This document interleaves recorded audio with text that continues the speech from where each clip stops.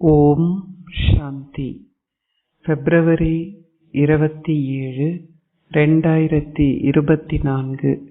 காலை முரளி பாப் தாதா, மதுபன். இனிமையான குழந்தைகளே, சதா தந்தையை நினைவு செய்கின்ற எண்ணங்களை கொண்டிருந்து ஞான கடலை கடைந்தால் புதிய கருத்துகள் தொடர்ந்தும் வெளிப்படும். நீங்கள் சந்தோஷமாக இருப்பீர்கள். கேள்வி: இந்த நாடகத்தில் யாருடைய அற்புதம் அதி மகத்துவம் வாய்ந்தது, ஏன்? பதில்: 1. ஷிவ் பாபாவின் அற்புதமே அதி மகத்துவம் வாய்ந்ததாகும். ஏனெனில் அவர் ஒரு வினாடியில் உங்களை தேவதைகள் ஆக்குகின்றார்.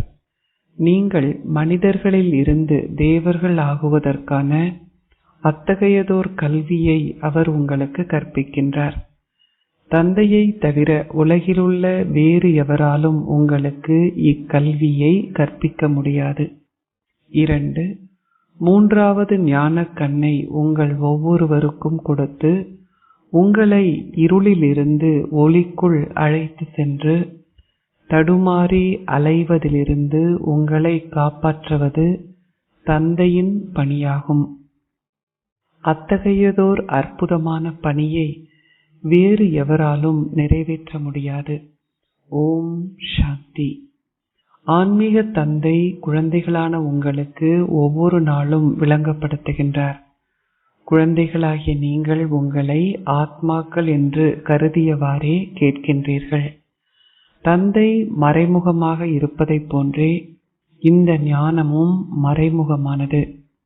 ஆத்மா என்பது என்ன என்றோ அல்லது பரமாத்மாவான பரம தந்தை யார் என்பதையோ எவராலும் புரிந்து கொள்ள முடியாது. குழந்தைகளாகிய நீங்கள் உங்களை ஆத்மாக்கள் என்று உறுதியாக கருதுகின்ற பழக்கத்தை கொண்டிருக்க வேண்டும். தந்தை ஆத்மாக்களாகிய எங்களுடன் இந்த ஞானத்தை பேசுகின்றார். இதனை நீங்கள் உங்கள் புத்தியில் புரிந்து கொண்டு பின்னர் செயற்பட வேண்டும். எவ்வாறாயினும் நீங்கள் உங்களுடைய தொழிலையும் செய்ய வேண்டும். ஒருவர் உங்களை அழைப்பாராயின் அவர் நிச்சயமாக உங்கள் பெயரினாலேயே உங்களை அழைப்பார். உங்களுக்கு ஒரு பெயரும் ரூபமும் உள்ளன என்பதாலேயே உங்களால் பேச முடிகின்றது. நீங்கள் எதனையும் செய்யலாம், ஆனால் நீங்கள் ஆத்மாக்கள் என்பதை உறுதியாக்குங்கள். அஷரீரியான ஒரே ஒருவருக்கே புகழ் அனைத்தும் உரியது. தந்தை சரீரதாரிகளான தேவர்களை புகழுக்கு தகுதி வாய்ந்தவர்களாக ஆக்கியதாலேயே அவர்களுக்கு புகழ் உள்ளது. அவர்கள் புகழுக்கு தகுதி வாய்ந்தவர்களாக இருந்தார்கள். தந்தை மீண்டும் அவர்களை புகழுக்கு தகுதி வாய்ந்தவர்கள் ஆக்குகின்றார்.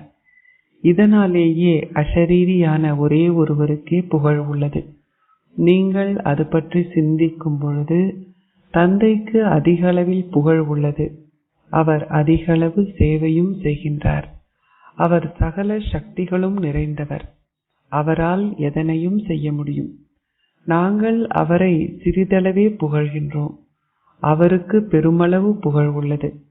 இஸ்லாமியரும் கூறுகிறார்கள், கடவுள் அல்லாவே இக்கட்டளையை இட்டார். இப்பொழுது எவர் முன்னிலையில் அவர் அக்கட்டளையை இட்டார்? மனிதர்களிலிருந்து தேவர்கள் ஆகுகின்ற குழந்தைகளின் முன்னிலையிலேயே அவர் இக்கட்டளையை இடுகின்றார். கடவுள் அல்லாஹ் இக்கட்டளையை வேறு ஒருவருக்கு கொடுத்திருக்கலாம். குழந்தைகளாகிய உங்களுக்கே அவர் விளங்கப்படுத்துகின்றார். வேறு எவரிடமும் இந்த ஞானம் இல்லை. இந்த ஞானம் மறைந்து விடும் என்பதை குழந்தைகளாகிய நீங்கள் இப்பொழுது அறிந்துள்ளீர்கள். பௌத்தர்களும் இதனை கூறுகிறார்கள். அத்துடன் கிறிஸ்துவர்களுக்கும் இதனை கூறுகின்றார்கள்.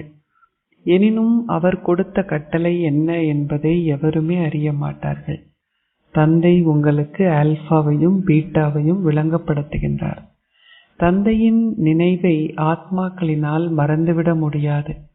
ஆத்மாக்களும் அழிவற்றவர்கள், நினைவும் அழிவற்றது, தந்தையும் அழிவற்றவரே. இதனை அல்லாஹ் கூறினார் என்றோ அவர்கள் பாடுகிறார்கள். எவ்வாறாயினும் அவர் யார், அவர் என்ன கூறினார், அவர்கள் அதனை முற்றிலும் அறியாதவர்களாகவே உள்ளனர். கடவுள் அல்லாஹ் கற்களிலும் கூழாங்கற்களிலும் உள்ளார் என்று அவர்கள் கூறியுள்ளதால் அவர்கள் அவரை எவ்வாறு அறிந்திருக்க முடியும்? அவர்கள் பக்தி மார்க்கத்தில் பிரார்த்தனை செய்கிறார்கள். எவர் வந்தாலும் அவர் சத்தோ ரஜோ தமோ ஸ்திதிகளை கடந்து செல்ல வேண்டும் என்பதை நீங்கள் இப்பொழுது அறிகின்றீர்கள். கிறிஸ்துவும் புத்தரும் வரும்பொழுது அவர்களை தொடர்ந்தும் அனைவரும் கீழிறங்கி வர வேண்டும். இதில் மேலேறுவது என்ற கேள்விக்கு இடமில்லை.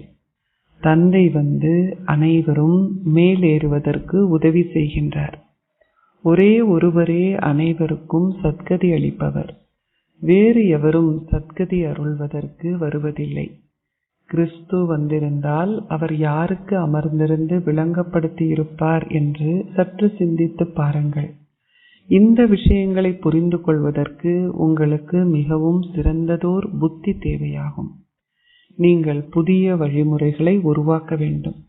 நீங்கள் முயற்சி செய்து ஞான ரத்தினங்களை பிரித்தெடுக்க வேண்டும்.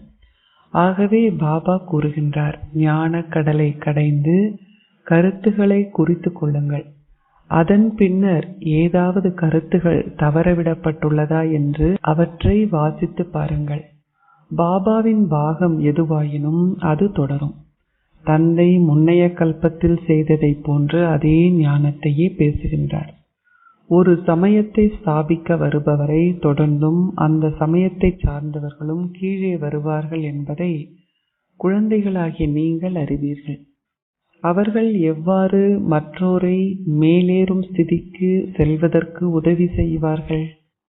அவர்கள் ஏணியில் கீழிறங்க வேண்டும்.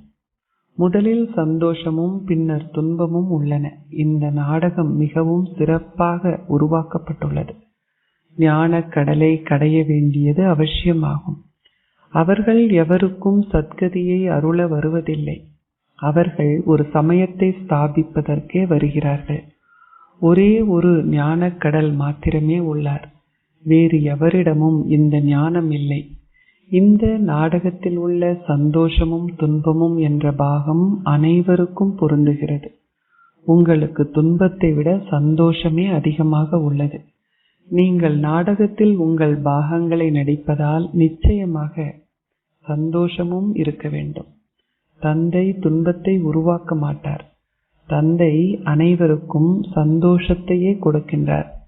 அந்த நேரத்தில் முழு உலகிலும் அமைதியே நிலவுகிறது. துன்ப உலகில் அமைதி இருக்க முடியாது. நீங்கள் மீண்டும் அமைதி தாமத்திற்கு செல்லும் பொழுது அமைதியை மாத்திரம் பெறுவீர்கள். தந்தை இங்கு அமர்ந்திருந்து விளங்கப்படுத்துகின்றார். நீங்கள் பாபாவுடன் இருக்கின்றீர்கள் என்பதை என்றுமே மறக்காதீர்கள்.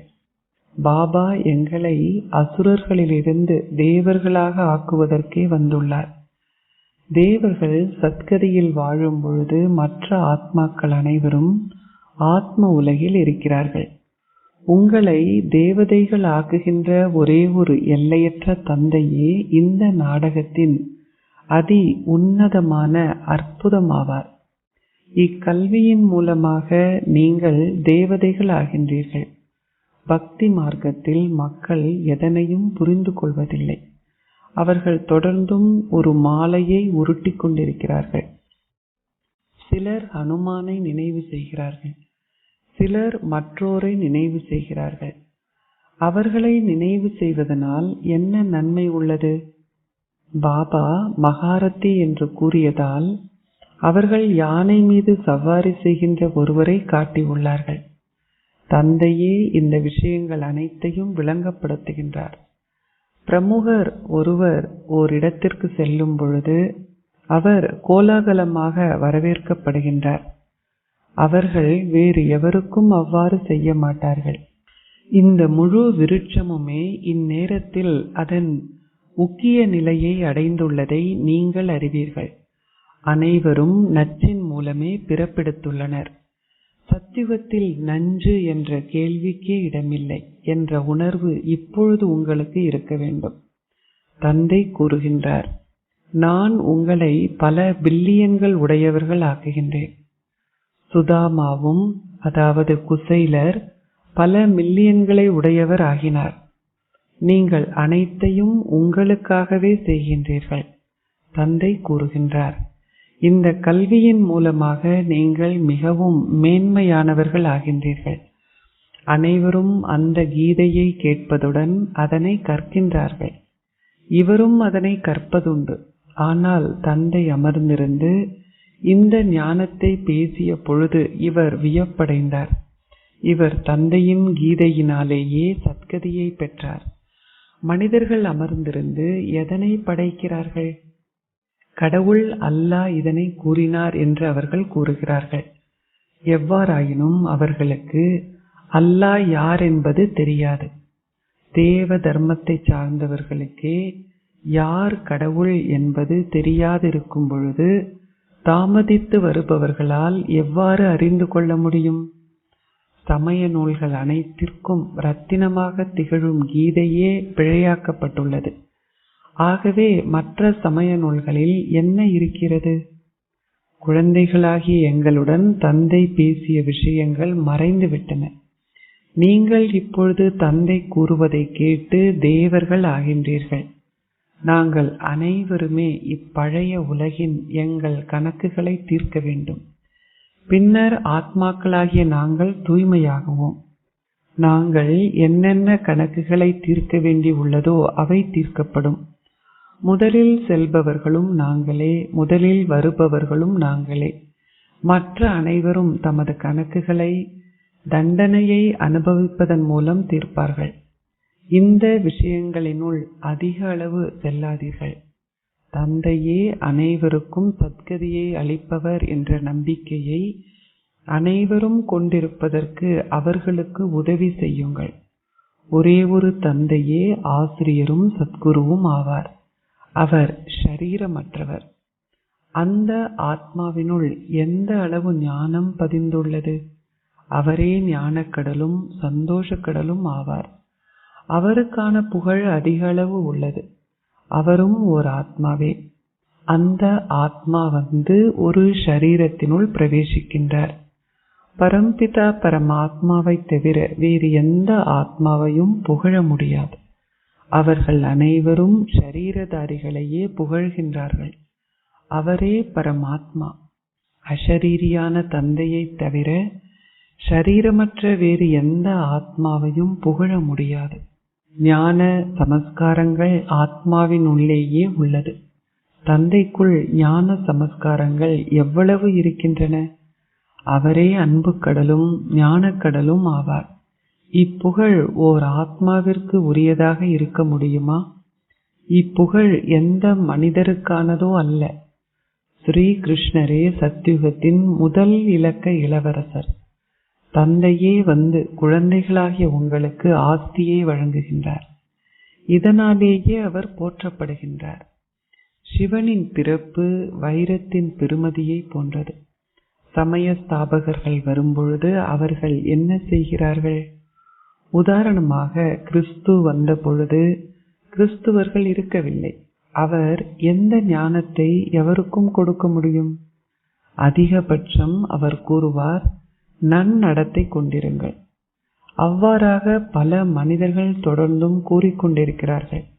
ஆனால் எவ்வாறு சத்கதியை அடைவது என்ற ஞானத்தை எவராலுமே கொடுக்க முடியாது. அவர்கள் அனைவருமே தம் தம் சொந்த தனிப்பட்ட பாகங்களை பெற்றிருக்கிறார்கள். அவர்கள் சத்தோ ரஜோ தமோ ஸ்திதிகளை கடந்தே செல்ல வேண்டும். அவர் முதல் வரும் பொழுது எவ்வாறு கிறிஸ்துவ ஆலயம் ஒன்று கட்டப்பட முடியும்? அவர்களில் பலர் இருக்கும் பொழுது மட்டுமே பக்தி ஆரம்பமான பின்னர் ஒரு தேவாலயம் கட்டப்படுகிறது. ஒரு தேவாலயத்தை கட்டுவதற்கு பெருமளவு பணம் தேவையாக உள்ளது. யுத்தங்களுக்கும் பணம் தேவைப்படுகிறது. ஆகவே தந்தை இது ஒரு மனித உலக விருட்சம் என்று விளங்கப்படுத்துகின்றார். ஒரு விருட்சம் 100,000 ஆண்டுகளுக்கு உரியதாக இருக்க முடியுமா? அது பொருத்தமாக இருக்காது. தந்தை கூறுகின்றார், ஓ குழந்தைகளே, நீங்கள் மிகவும் விவேகமற்றவர்கள் ஆகினீர்கள். நீங்கள் இப்பொழுது விவேகிகளாகிக் கொண்டிருக்கிறீர்கள். நீங்கள் ஆரம்பத்தில் ராஜ்யத்தை ஆட்சி செய்வதற்கு தயாராகுவீர்கள். அவர்கள் தனியாக வருகிறார்கள். அவர்களின் எண்ணிக்கை பின்னரே அதிகரிக்கிறது. தேவர்களே விருட்சத்தின் அஸ்திவாரம். பின்னர் அவர்களிலிருந்து 3 கிளைகள் தோன்றுகின்றன. சிறு பிரிவுகள் பின்னர் தோன்றுகின்றன. வளர்ச்சி இடம்பெற்று பின்னர் அவர்கள் போற்றப்படுகிறார்கள். எவ்வாறாயினும் நன்மை எதுவுமே இல்லை. அனைவருமே கீழிறங்க வேண்டும். நீங்கள் இப்பொழுது இந்த ஞானம் முழுவதையும் பெறுகின்றீர்கள். அவர்கள் கூறுகிறார்கள், கடவுள் ஞானம் நிறைந்தவர். எவ்வாறாயினும் இந்த ஞானம் என்ன என்பதை எவரும் அறியாதுள்ளார்கள். நீங்கள் இப்பொழுது ஞானத்தை பெறுகின்றீர்கள். பாக்கிய ரதம் நிச்சயமாக தேவைப்படுகிறது. தந்தை இந்த சாதாரண சரீரத்தினுள் பிரவேசிக்கும் பொழுதே இவர் அதிர்ஷ்டசாலி ஆகின்றார். சத்யுகத்தில் அனைவரும் பல மில்லியன் மடங்குகள் அதிர்ஷ்டசாலிகள் ஆகின்றனர். நீங்கள் ஒவ்வொருவரும் இப்பொழுது ஞானமென்ற 3வது கண்ணை பெறுகின்றீர்கள். அதன் மூலமே நீங்கள் லக்ஷ்மி நாராயணன் ஆகின்றீர்கள். நீங்கள் ஞானத்தை ஒரு முறை மாத்திரமே பெறுகின்றீர்கள். மக்கள் பக்தி மார்க்கத்தில் இருளில் தடுமாறுகிறார்கள். ஞானம் பகல் பொழுதாகும். பகல் பொழுதில் தடுமாற்றம் இருக்க முடியாது. தந்தை கூறுகின்றார், எவ்வாறாயினும் உங்கள் வீட்டில் ஒரு கீதா பாடசாலையை ஆரம்பியுங்கள். எங்களால் நடத்த முடியாது என்று பலர் கூறுகின்றனர். எனவே அவர்கள் பிறருக்கு தமது இடத்தை கொடுக்கிறார்கள். அதுவும் நல்லதே. இங்கே பெருமளவு மௌனம் இருக்க வேண்டும். இது புனித வகுப்புகள் அனைத்திலும் அதி புனிதமான வகுப்புகளாக இருப்பதால் நீங்கள் அமைதியாக அமர்ந்திருந்து தந்தையை நினைவு செய்ய முடியும். நாங்கள் இப்பொழுது மௌன தாமத்திற்கு செல்ல வேண்டும். ஆகவே பெருமளவு அன்புடன் தந்தையை நினைவு செய்யுங்கள். சத்யுகத்தில் நீங்கள் 21 பிறவிகளுக்கு அமைதியையும் சந்தோஷத்தையும் பெறுகின்றீர்கள். எல்லையற்ற தந்தையே எல்லையற்ற ஆஸ்தியை உங்களுக்கு கொடுப்பவர். ஆகவே அத்தகைய தந்தையை நீங்கள் பின்பற்ற வேண்டும். உங்களுக்கு அகங்காரம் இருக்கக்கூடாது. அது உங்களை கீழே வீழ்த்திவிடும். நீங்கள் பெருமளவு பொறுமையாக இருக்க வேண்டும். பிடிவாதம் எதுவும் இருக்கக்கூடாது. ஷரீர உணர்வே விசை என்று அழைக்கப்படுகிறது. நீங்கள் மிகவும் இனிமையானவர்கள் ஆக வேண்டும். தேவர்கள் மிகவும் இனிமையானவர்கள். அவர்களிடம் பெருமளவு கவர்ச்சி உள்ளது. தந்தை உங்களை அவர்களைப் போல் ஆக்குகின்றார். ஆகவே நீங்கள் அத்தகைய தந்தையை அதிக அளவு நினைவு செய்ய வேண்டும். எனவே குழந்தைகளாகிய நீங்கள் மீண்டும் மீண்டும் இதனை நினைவு செய்து முக மலர்ச்சியுடன் இருக்க வேண்டும். இவர் இந்த ஷரீரத்தை நீக்கியவுடன் நாராயணன் ஆகின்ற நம்பிக்கையை கொண்டிருக்கின்றார். நீங்கள் முதலில் உங்கள் இலக்கினதும் லட்சியத்தினதும் படத்தை பார்க்க வேண்டும். அங்கு கற்பிப்பவர்கள் லௌகீக ஆசிரியர்கள். இங்கோ ஆத்மாக்களுக்கு கற்பிக்கின்ற அசரீரியான தந்தையே உங்களுக்கு கற்பிக்கின்றார். இதனை பற்றி சிந்தித்தாலே நீங்கள் சந்தோஷமாக இருப்பீர்கள். இவர் எவ்வாறு பிரம்மாவிலிருந்து விஷ்ணு ஆகின்றார், விஷ்ணு எவ்வாறு பிரம்மா ஆகின்றார் என்ற போதை இவருக்கு உள்ளது. நீங்கள் இந்த அற்புதமான விஷயங்களை கேட்டு அவற்றை கிரகித்து பின்னர் அவற்றை பிறருக்கும் கூறுகின்றீர்கள். தந்தை உங்கள் அனைவரையும் உலக அதிபதிகளாக்குகின்றார். எவ்வாறாயினும் யார் ராஜ்யத்தை ஆட்சி செய்யும் தகுதியை அடைவார்கள் என்பது புரிந்து கொள்ளப்பட முடியும். குழந்தைகளை ஈடேற்ற வேண்டியது தந்தையின் கடமையாகும். தந்தை உங்கள் அனைவரையும் உலக அதிபதிகள் ஆக்குகின்றார். தந்தை கூறுகின்றார், நான் உலக அதிபதி ஆகுவதில்லை. தந்தை இங்கு அமர்ந்திருந்து இவரின் வாயின் மூலம் இந்த ஞானத்தை பேசுகின்றார். அவர்கள் ஆகாயத்திலிருந்து கேட்கும் குரல் ஆகாஷவாணி, வானொலி பற்றி பேசுகிறார்கள். ஆனால் அவர்கள் அதன் அர்த்தத்தை புரிந்து கொள்வதில்லை. தந்தை மேலிருந்து வந்து இந்த கௌமுக்கின் மூலமாக, பசுவின் வாயின் மூலமாக பேசுவதே உண்மையான ஆகாஷவாணி ஆகும். வார்த்தைகள் இந்த வாயின் மூலமே வெளிப்படுகின்றன. குழந்தைகள் மிகவும் இனிமையானவர்கள். அவர்கள் கூறுகிறார்கள், பாபா, இன்று எங்களுக்கு தோழி கொடுங்கள். தோழி என்றால் பிரசாதம்.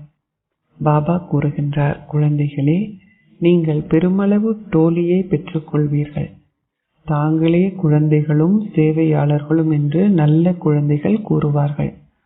குழந்தைகளை பார்க்கும் பொழுது பாபா மிகவும் சந்தோஷப்படுகின்றார். மிக சொற்ப காலமே எஞ்சியுள்ளது என்பதை குழந்தைகளாகிய நீங்கள் அறிவீர்கள். பல குண்டுகள் தயாரிக்கப்பட்டுள்ளன. அவை வெறுமனே தூக்கி எறியப்படுமா? முன்னைய கல்பத்தில் நடந்தவை அனைத்தும் மீண்டும் இடம்பெறும். உலகில் அமைதி நிலவ வேண்டும் என்று அவர்கள் நினைக்கிறார்கள். எவ்வாறாயினும் அது சாத்தியம் அல்ல. நீங்களே உலகில் அமைதியை நிலைநாட்டுபவர்கள். நீங்கள் உலக ராஜ்யத்திற்கான பரிசை பெறுபவர்கள். அதனை தந்தையே உங்களுக்கு கொடுக்கின்றார். நீங்கள் யோக சக்தியின் மூலம் உலக ராஜ்யத்தை பெறுகின்றீர்கள். பௌதிக சக்தியினால் உலகில் விநாசமே இடம்பெறுகிறது. மௌன சக்தியின் மூலம் நீங்கள் வெற்றி அடைகின்றீர்கள்.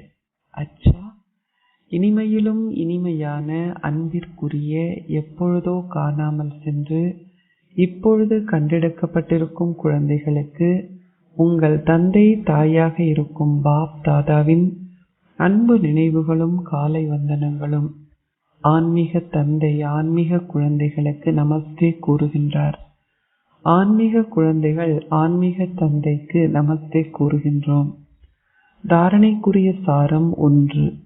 உங்கள் ஸ்திதி பெருமளவு பொறுமை உடையதாக இருக்கட்டும். தந்தையை பின்பற்றுங்கள். என்றுமே எதனை குறித்தும் அகங்காரம் கொள்ளாதீர்கள். தேவர்களைப் போன்று இனிமையானவர்கள் ஆகுங்கள். 2. சதா முக மலர்ச்சியுடன் இருப்பதற்கு தொடர்ந்தும் இந்த ஞானத்தை கடையுங்கள். ஞான கடலை கடையுங்கள். நீங்கள் கடவுளின் குழந்தைகளும் கடவுளின் சேவையாளர்களும் என்ற விழிப்புணர்வுடன் சேவை செய்வதில் ஈடுபட்டிருங்கள். ஆசீர்வாதம். நீங்கள் ஒரு மகாத்மாவாகி மன் மனாபவ் மத்யாஜிபவ் என்னும் உங்கள் மந்திரங்களின் ரூபத்தில் ஸ்திரமானவர்களாக இருப்பீர்களாக. மன் மனாபவ் என்னும் ஆசீர்வாதத்துடன் குழந்தைகளான நீங்கள் மத்யாஜிபவ் ஆசீர்வாதத்தையும் பெற்றுள்ளீர்கள். நீங்கள் சொர்க்கத்தில் உள்ள ரூபம் உங்கள் விழிப்புணர்வில் இருக்கட்டும். இது மத்யாஜிபவாக இருத்தல் என அறியப்பட்டுள்ளது. தங்கள் மென்மையான பேறுகளின் போதையை பேணுபவர்களால் மத்யாஜிபவ் என்ற மந்திரத்தின் வடிவில் ஸ்திரமானவர்களாக இருக்க முடியும். எனினும் மத்யாஜிபவாக இருப்பவர்களே மன்மனாபவாக இருப்பார்கள். அத்தகைய குழந்தைகளின் ஒவ்வொரு எண்ணமும் வார்த்தையும் செயலும் மகத்தானவை ஆகின்றன. இந்த விழிப்புணர்வின் சுரூபம் ஆகுவது என்றால் ஒரு மகாத்மா ஆகுவது என்பதாகும். ஸ்லோகம். சந்தோஷம் உங்கள் விசேஷமான பொக்கிஷம். இந்த பொக்கிஷத்தை என்றுமே கைவிடாதீர்கள். ஓம் சாந்தி.